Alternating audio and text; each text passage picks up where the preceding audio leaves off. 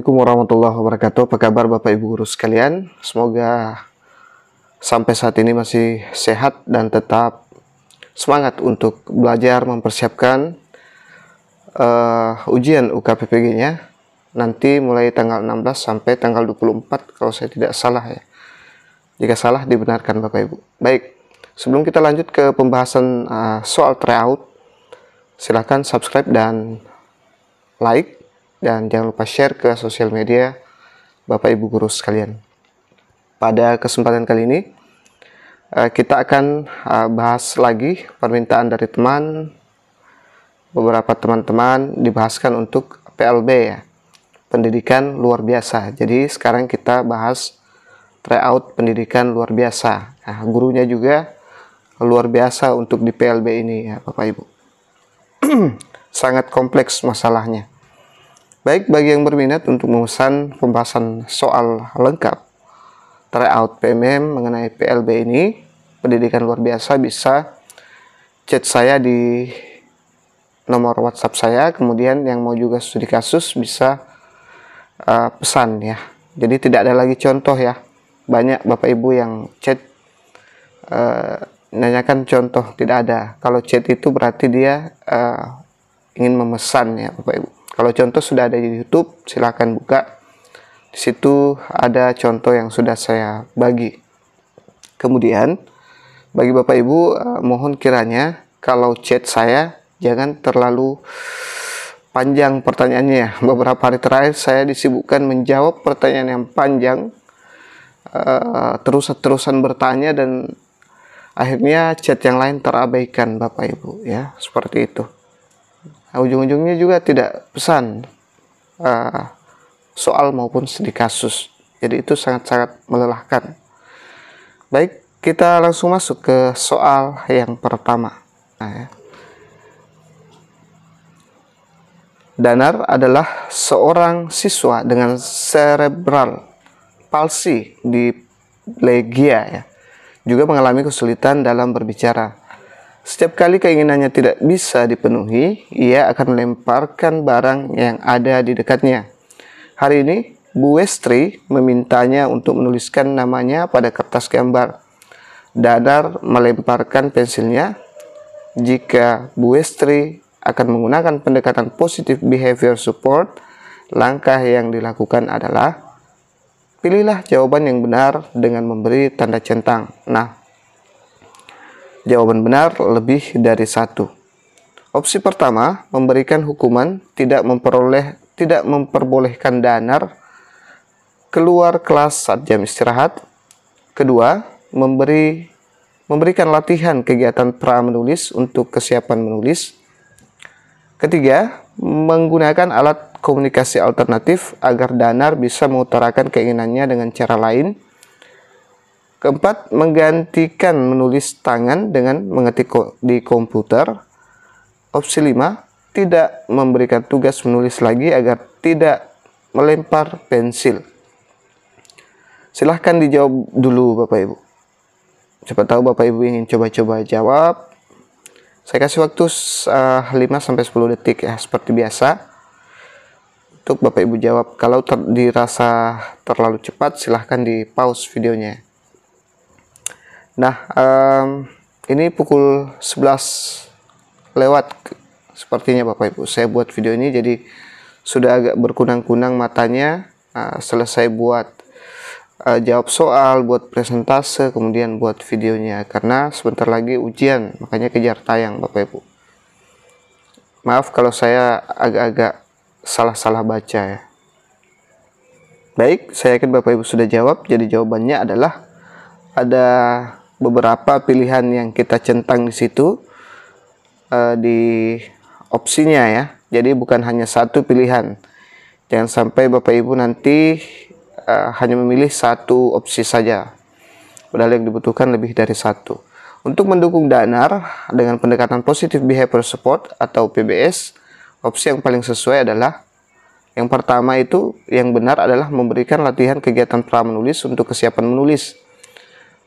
Latihan pra-menulis bisa membantu Danar meningkatkan keterampilan motorik halusnya secara bertahap. Dengan pra-menulis, Danar bisa belajar memegang alat tulis, atau berlatih menulis melalui kegiatan yang tidak langsung memaksanya menulis kata-kata. Ini bisa mengurangi rasa frustasinya. Jawaban yang benar kedua adalah menggunakan alat komunikasi alternatif agar Danar bisa mengutarakan keinginannya dengan cara lain. Karena Danar mengalami kesulitan berbicara, menyediakan alat komunikasi alternatif seperti Picture Exchange Communication System atau PEX atau papan komunikasi akan memberinya cara lain untuk menyampaikan keinginannya. Ini adalah pendekatan positif yang membantu mengurangi perilaku agresif karena Danar dapat mengekspresikan perasaannya dengan lebih baik. Selanjutnya, jawaban benar yang ketiga adalah menggantikan menulis tangan dengan mengetik di komputer. Jika menulis tangan menyebabkan frustasi pada Danar, menggantinya dengan mengetik bisa menjadi alternatif yang lebih nyaman. Ini memungkinkan Danar menyelesaikan tugas tanpa memaksakan keterampilan motorik halusnya, sambil tetap memberikan cara untuk berpartisipasi dalam kegiatan belajar. Baik, kita lanjut soal PLB, pendidikan luar biasa nomor 2 ya Bapak Ibu. Disesuaikan saja dengan tryout-nya Bapak Ibu ya, pasti sama Bapak Ibu.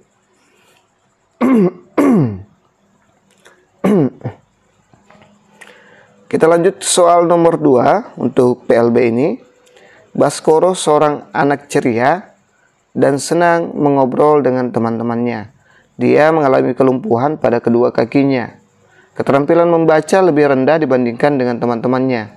Dia baru bisa membaca terbata-bata dengan mengeja, sedangkan teman-temannya sudah bisa membaca.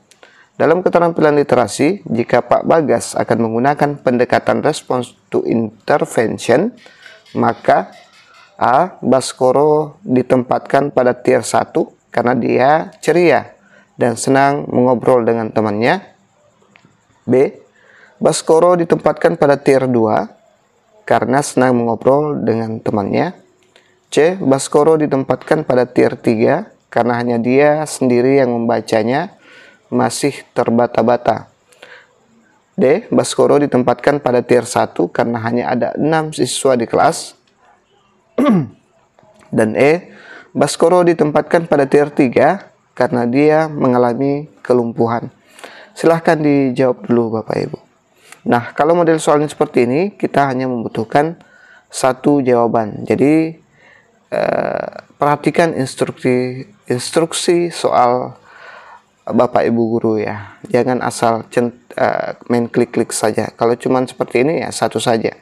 Kalau seperti tadi ya dia butuh lebih dari satu. Benar salah juga itu biasanya lebih dari satu. Kita harus mengklik benar, mengetik salah, mengklik benar, salah, dan seterusnya. Baik, saya yakin Bapak Ibu sudah mengunci jawabannya. Kita lihat. Nah, jadi jawabannya adalah Baskoro ditempatkan pada tier 3 karena hanya dia sendiri yang membacanya masih terbata-bata. Alasannya adalah sebagai berikut. Yang pertama, tier 1 biasanya melibatkan dukungan dan pengajaran di kelas untuk semua siswa dengan harapan mereka bisa memenuhi standar atau kemajuan rata-rata dalam keterampilan literasi. Namun di sini diketahui bahwa keterampilan membaca Baskoro itu lebih rendah dibanding teman-temannya, sehingga membutuhkan bantuan lebih intensif daripada yang diberikan pada tier 1. Tier 2 ditujukan untuk siswa yang membutuhkan dukungan tambahan di luar pengajaran kelas umum, biasanya dalam bentuk intervensi kelompok kecil. Tetapi karena Baskoro adalah satu-satunya siswa yang masih membaca terbata-bata dan ketinggalan dibandingkan siswa lain, dukungan tier 2 mungkin tidak mencukupi. Tier 3 melibatkan dukungan individual yang lebih intensif, dirancang untuk siswa mengalami kesulitan yang signifikan dan membutuhkan bantuan lebih mendalam. Karena Baskoro tertinggal dalam kemampuan membaca dibandingkan teman-temannya, ia membutuhkan dukungan khusus di tingkat ini untuk membantunya meningkatkan keterampilan literasinya. Jadi penempatan di tier 3 adalah yang paling tepat bagi Baskoro karena ia memerlukan perhatian dan intervensi individual dalam keterampilan membaca. Sudah berapa yang benar Bapak Ibu? apakah sama jawaban saya dan jawaban Bapak Ibu sejauh ini? Silahkan koreksi jika jawaban saya keliru ya. Kita lanjut ke soal nomor 3. SLB Mentari baru saja menerima siswa kelas 3 baru bernama Sarah. Kemampuan gerak Sarah saat ini adalah dapat berdiri kurang dari 5 detik dengan berpegangan. Dalam mobilisasi sehari-hari, Sarah menggunakan kursi roda. Penataan lingkungan fisik yang tepat untuk Sarah adalah klik pilihan benar atau salah untuk setiap pernyataan yang sesuai. Jadi nanti ada di sini, di setiap pernyataan ada benar, ada salah. Tinggal kita klik. Kalau pernyataannya benar, kita klik benar. Kalau salah, kita klik salah. Seperti itu, Bapak Ibu. Kita lihat pernyataan-pernyataannya. Yang pertama, Pak Bagas menempatkan Sarah duduk di dekat tembok. Benar atau salah nih, Bapak Ibu. Yang kedua, Pak Bagas menempatkan Sarah duduk dekat pintu. Benar atau salah? 3. Pak Bagas menempatkan Sarah bersebelahan dengan meja guru. 4. Pak Bagas menempatkan Sarah duduk sendiri dengan kursi rodanya tanpa meja. Dan E. Pak Bagas menugaskan satu murid lain untuk memapah Sarah. Silahkan dijawab dulu Bapak Ibu. Kira-kira jawaban benar salahnya ini bagaimana? Dari kelima pernyataan ini.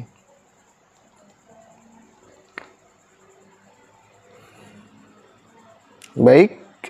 Nanti tinggal disesuaikan saja jawaban saya di tryout Bapak Ibu jika sudah pesan ini nanti ya untuk pendidikan luar biasa PLB. Baik, kita lihat jawabannya. Saya yakin Bapak Ibu sudah pause. Kita lihat.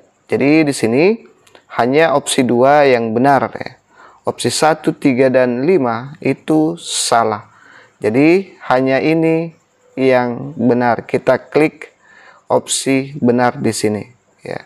Selebihnya itu salah semua ya Bapak Ibu. Nah, kita lihat pembahasannya. Pak Bagas menempatkan Sarah duduk dekat pintu adalah tepat karena penempatan dekat pintu memberikan beberapa keuntungan bagi Sarah. Yang pertama, kemudahan akses keluar masuk. Menempatkan Sarah dekat pintu memudahkan mobilitasnya untuk masuk dan keluar ruangan tanpa perlu melewati rintangan atau kursi teman-teman sekelasnya. Ini sangat penting untuk siswa yang menggunakan kursi roda. Kedua, pengamanan mobilitas. Lokasi dekat pintu meminimalkan risiko kecelakaan dan memungkinkan akses yang lebih cepat jika ada keadaan darurat atau saat perlu istirahat ya. Yang ketiga, pemberian otonomi dan kemandirian. Dengan akses langsung ke pintu, Sarah dapat merasa lebih mandiri dan memiliki kontrol lebih atas mobilitasnya di lingkungan sekolah tanpa terlalu banyak bergantung pada orang lain untuk membantu gerakannya. Penempatan ini juga memungkinkan guru menghindari potensi penghalang bagi yang lain dalam kelas yang bisa mengganggu kelancaran belajar Sarah tanpa membuatnya merasa terisolasi atau terpisah dari teman-temannya. Seperti itu. Baik, kita lanjut ke soal berikutnya. Jangan lupa subscribe, like, dan bantu share Bapak Ibu. Soal nomor 4 untuk PLB, pendidikan luar biasa.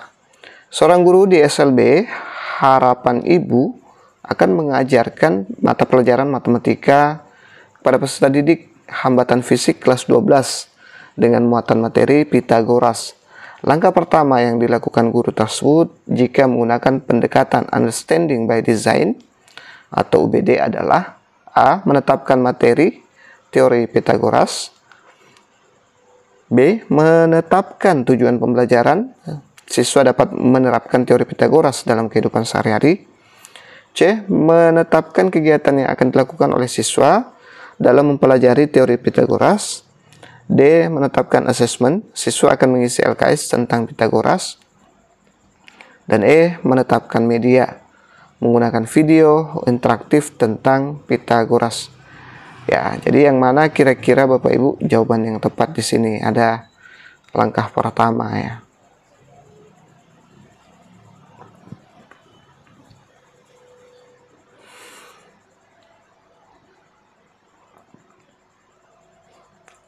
Baik, saya yakin Bapak Ibu guru sudah mengunci jawabannya. Kita lihat. Jadi jawaban yang tepat adalah menetapkan tujuan pembelajaran. Yang pertama, langkah awal yang bisa diambil adalah menetapkan tujuan pembelajaran dulu. Siswa dapat menerapkan teori Pythagoras dalam kehidupan sehari-hari. Hal ini dikenal sebagai backward design. Guru terlebih dahulu menetapkan pemahaman atau keterampilan yang harus dicapai oleh siswa. Kemudian merancang asesmen, kegiatan, dan materi yang didukung pencapaian tujuan tersebut. Langkah ini memastikan bahwa setiap bagian dari proses pembelajaran terarah pada pemahaman yang mendalam dalam relevansi nyata bagi siswa. Terutama penting bagi siswa dengan kebutuhan khusus seperti hambatan fisik.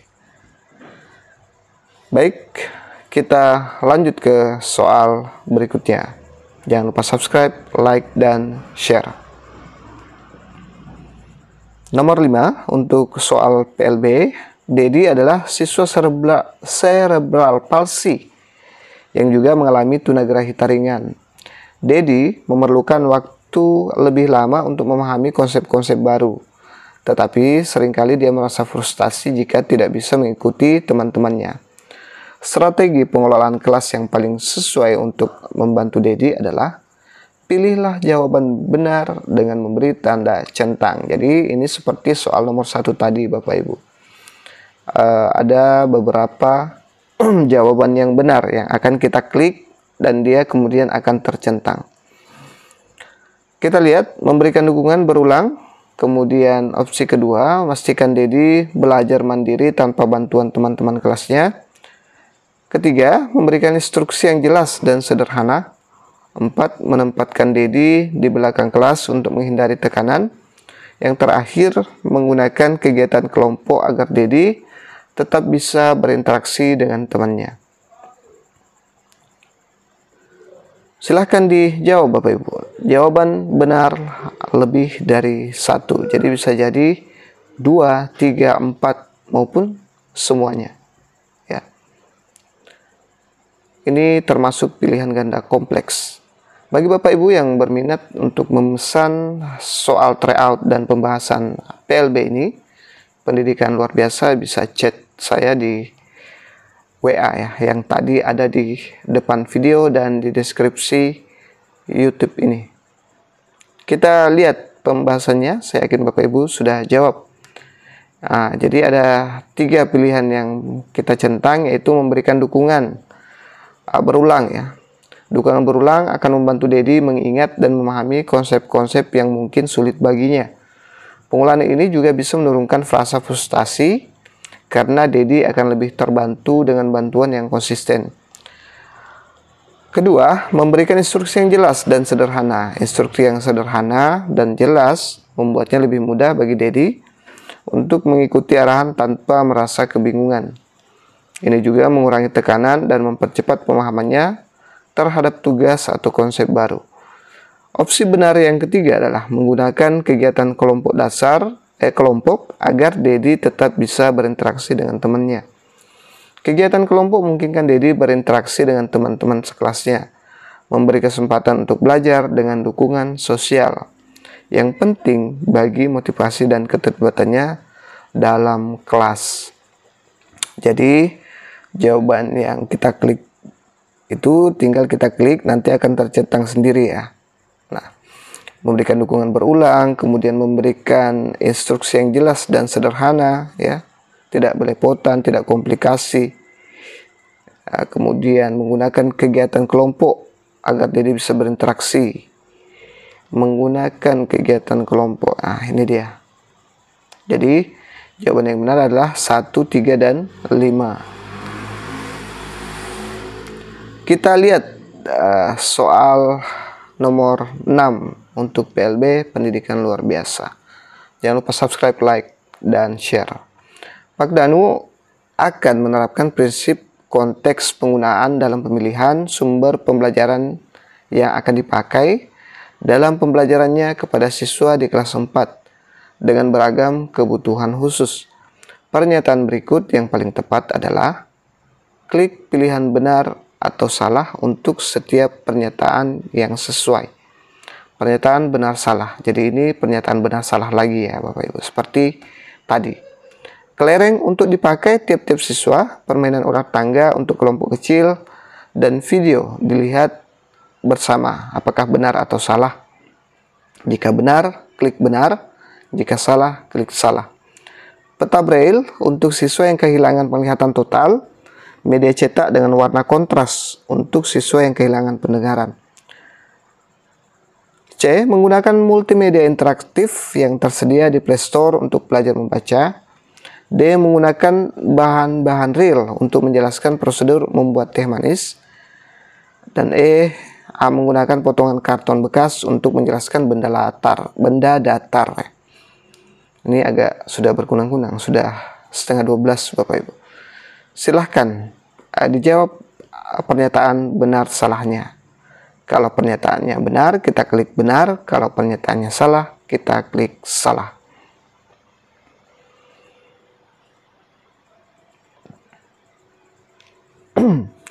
Baik, saya yakin Bapak Ibu sudah mengunci jawabannya. Kita lihat. Nah, jadi ini dia. Kelereng untuk dipakai tiap-tiap siswa, permainan ular tangga untuk kelompok kecil, dan video untuk dilihat bersama. Ini kita anggap benar ya. Ya, jadi ini benar. Kita klik benar. Kemudian, opsi ini sesuai dengan prinsip konteks penggunaan. Karena media yang digunakan bervariasi berdasarkan tujuan dan bentuk interaksi dalam pembelajaran. Kelereng untuk aktivitas individu, permainan untuk kelompok kecil, dan video untuk seluruh kelas menunjukkan pemilihan media yang tepat sesuai dengan situasi pembelajaran yang berbeda. Memungkinkan setiap siswa terlibat sesuai dengan kemampuan dan kebutuhannya. Opsi kedua, peta braille untuk siswa yang kehilangan penglihatan total, media cetak dengan warna kontras untuk siswa yang kehilangan pendengaran. Itu salah. Kita lihat. Gitu ya. Jadi ini salah ya. Pernyataan kedua itu kita klik salah. Alasannya, penggunaan peta braille untuk siswa tunanetra dan media kontras untuk siswa tunarungu memang tepat, tetapi dalam konteks sumber pembelajaran yang bersifat umum untuk kelas 4, penggunaan media seperti ini akan lebih efektif jika seluruh kelas dapat terlibat tanpa terlalu memfokuskan pada kebutuhan individual saja, kecuali jika pembelajaran memang diindividualisasikan. Opsi ketiga salah, jadi kita klik opsi salah ya. Multimedia interaktif dari Play Store belum tentu memenuhi kebutuhan khusus setiap siswa. Media tersebut harus diakses terlebih dahulu untuk memastikan kesesuaiannya, karena tidak semua aplikasi mendukung siswa dengan kebutuhan khusus dalam keterampilan membaca dan mungkin memerlukan adaptasi. Opsi keempat juga salah, ya, ada alasannya ya.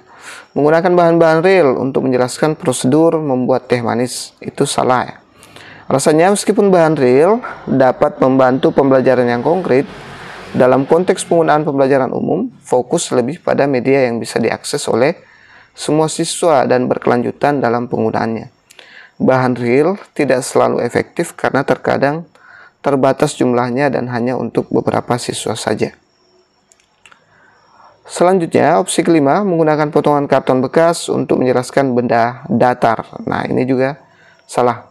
Karton bekas mungkin tidak sepenuhnya mewakili konsep benda datar secara visual dan tekstur.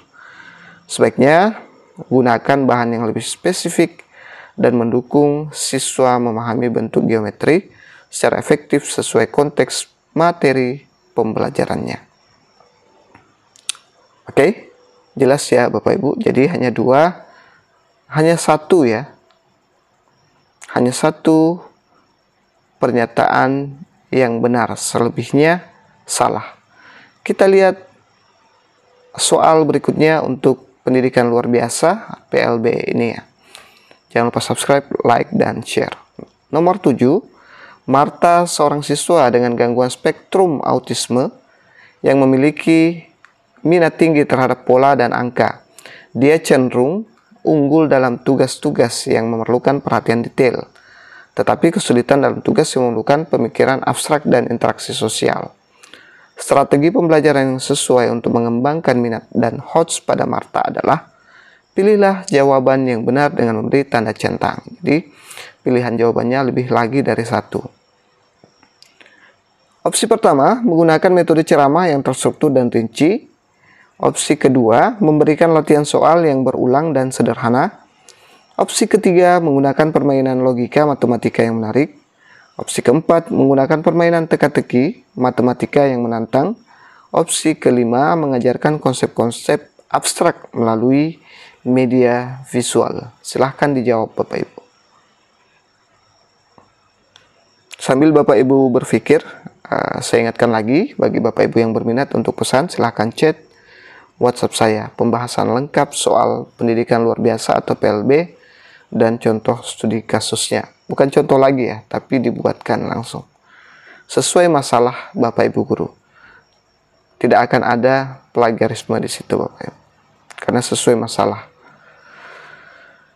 Baik, jadi jawaban yang tepat adalah 3, 4, dan 5 ya. Jadi 3, mana 3? Ya, ini kita klik langsung tercentang. 4 dan 5. Kita lihat pembahasannya. Menggunakan metode ceramah yang terstruktur dan rinci tidak sepenuhnya sesuai ya. Jadi kita anggap ini salah ya. Metode ceramah yang terstruktur bisa membantu siswa dengan autisme jika materi disampaikan secara jelas dan sistematis. Namun, pendekatan ceramah saja mungkin kurang efektif dalam mengembangkan keterampilan berpikir tingkat tinggi atau HOTS karena kurang interaktif dan tidak memanfaatkan kekuatan visual atau logika yang lebih sesuai dengan minat Marta. Opsi kedua, memberikan latihan soal yang berulang dan sederhana tidak sepenuhnya sesuai. Jadi ini kita anggap tidak benar. Meskipun latihan berulang dapat memperkuat pemahaman dasar, latihan yang terlalu sederhana tidak cukup ya untuk mengembangkan HOTS, terutama untuk Marta yang membutuhkan tantangan ya, sesuai dengan minatnya pada pola dan angka. Kita lihat opsi yang ketiga, menggunakan permainan logika matematika yang menarik. Nah, ini benar.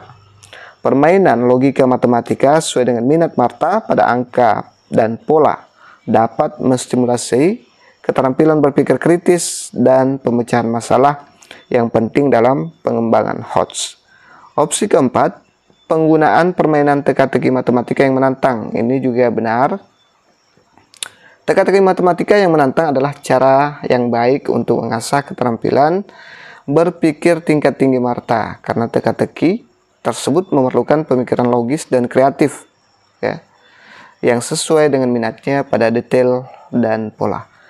Yang kelima, mengajarkan konsep-konsep abstrak melalui media visual. Itu juga benar ya, karena Marta mengalami kesulitan dengan konsep abstrak. Penggunaan media visual dapat membantunya memahami materi yang lebih kompleks. Ini memungkinkan Marta untuk memvisualisasikan konsep yang sulit ya, membuatnya lebih mudah dipahami dan relevan untuk pengembangan HOTS yang dimiliki Marta ini, Bapak Ibu.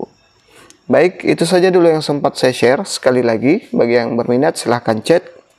Nomor saya ada di video tadi yang pertama di awal-awal, kemudian ada di deskripsi. Kemudian saya akan taruh juga di kolom komentar. Semoga ini bisa mencerahkan Bapak Ibu, sedikit bisa membantu. Lebih dan kurangnya dimaafkan. Wassalamualaikum warahmatullahi wabarakatuh.